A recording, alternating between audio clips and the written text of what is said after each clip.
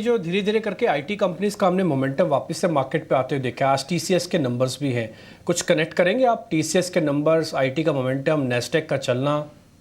देखिए, नैस्डैक जो चल रहा है वो डिफरेंट टाइप ऑफ कंपनीज से चल रहा है। उनको हम बोलते हैं मैग्निफिसेंट सेवन, जिसके अंदर लार्जली एआई की वजह से जो कंपनीज के अंदर चेंजेस आ रहे हैं उनकी वजह से वो चल रहा है, भले वो माइक्रोसॉफ्ट हो या एनवीडिया हो। तो नैस्डैक और इंडियन आईटी के अंदर कोई डायरेक्ट कोरिलेशन नहीं है। अगर कोरिलेशन सही होता तो इस साल आईटी के लिए बहुत बड़ा साल रहता, मगर ऐसा नहीं है। नैस्डैक इस साल डबल डिजिट ऊपर गया है, मगर इंडियन आईटी शेयरों के अंदर ऐसा नहीं हुआ है। अब बात करते हैं आईटी सेक्टर के नतीजों की। देखिए साहब, आईटी सेक्टर से उम्मीद इस बार कम है, क्योंकि एक्सेंचर एक प्रकार का बेंचमार्क सेट कर चुका है कि वह किस प्रकार के नतीजे आएंगे।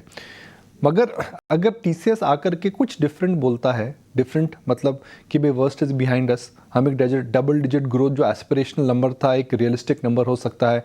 हमको लगता है कि we have gone through a decline and the decline is behind us and now next 3-4-5 quarter strong growth वापस आने वाली है। तो स्टॉक के अंदर हम देख सकते हैं कि कुछ दिन के लिए आउट परफॉर्मेंस आएगा। मगर रिस्पेक्टिव ऑफ जो भी आज हम टीसीएस से सुने, मुझे लगता है डाउनसाइड लिमिटेड है और अपसाइड कैप्ड है। डाउनसाइड इसलिए लिमिटेड है बिकॉज इन कंपनीज में कैश है, इन कंपनीज के अंदर कांस्टेंट बायबैक चलता रहता है।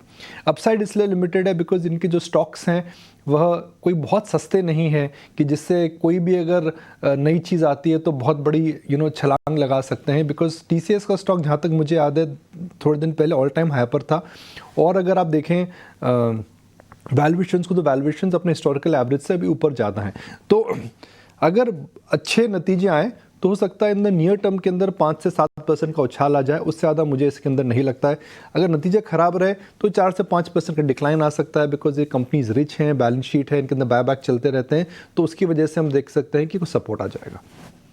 ठीक है निकुंज, मुझे आपसे सीडीएमओ और सीआरओ प्लेयर्स के बारे में जानना था, क्योंकि आज गोल्डमैन सैक्स की एक रिपोर्ट भी आई है जहां पे सिलेक्टिवली उन्होंने 3 काउंटर्स पे इनिशिएट करके अपने राय दी है। बट हम जब देख रहे थे कि ये पूरे स्पेस में हम यूएस की बायोटेक फंडिंग की बात कर रहे थे, वो उम्मीद है कि थोड़ी ठीक होगी। प्राइसिंग प्रेशर को लेकर कंसर्न थे, चाइना +1 थीम है सब, क्योंकि ये स्टॉक्स काफ़ी करेक्ट हो चुके हैं ऊपर से कुछ सिलेक्टेड काउंटर्स। तो क्या ये अब मौका है कि लंबी ग्रोथ को लेकर कोई कुछ काउंटर्स में पोजीशन लेने का?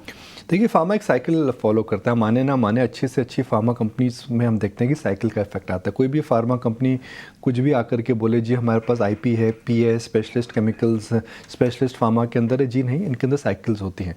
कोई साइकिल में ज़्यादा बेनिफिट करता है, कोई साइकिल में कम बेनिफिट करता है। क्या इंडियन फार्मा के अंदर साइकिल टर्न हो चुकी है? कुछ सिलेक्ट प्रोडक्ट्स में साइकिल टर्न हो चुकी है, खास करके अगर मैं बल ड्रग्स की कुछ कंपनियों की बात करूँ, अगर मैं सीआरओ सीडीएमओ कंपनियों की बात करूँ, साइकिल टर्न हो चुकी है। साइकिल टर्न होने के कई कारण हैं। चाइना +1, यूएस के अंदर प्राइसिंग ठीक आ रहा है, और इस पूरे सेक्टर के अंदर हमने जो देखा था एक प्रकार का इतना कंसंट्रेशन हो रखा था नए प्लेयर्स का, वह भी खत्म हो चुका है। तो सीडीएमओ सीआरओ की साइकिल एकदम चेंज हो चुकी है। अब इसके अंदर जो बड़ी कंपनियां हैं उन पे हमेशा नज़र रखिए, खास करके लॉरिस और डीवीज। मेरा ये मानना है जब कोई भी साइकिल टर्न होती है तो उसको हमेशा वैल्यूएशन के मूल्यांकन से नहीं देखना चाहिए। उनको ये देखना चाहिए कि साइकिल की अपसाइड कितने दिन चल सकती है, और साइकिल अगर अपसाइड चल गई तो क्या ये कंपनी मार्केट शेयर गेन और प्रॉफिटेबिलिटी गेन के अंदर हमको सरप्राइज कर सकते हैं। देखिए, शेयर बाजार जब ऊपर की तरफ जाता है तो ये बोलना बहुत मुश्किल है कि बुल रन कहाँ पर ख़त्म होगा। पिछले बुल मार्केट में हमने देखा था पी मल्टीपल निफ्टी का 25 से 30 के ऊपर गया था, अभी तो वहाँ नहीं है। तो वही साइकिल्स में होता है, जब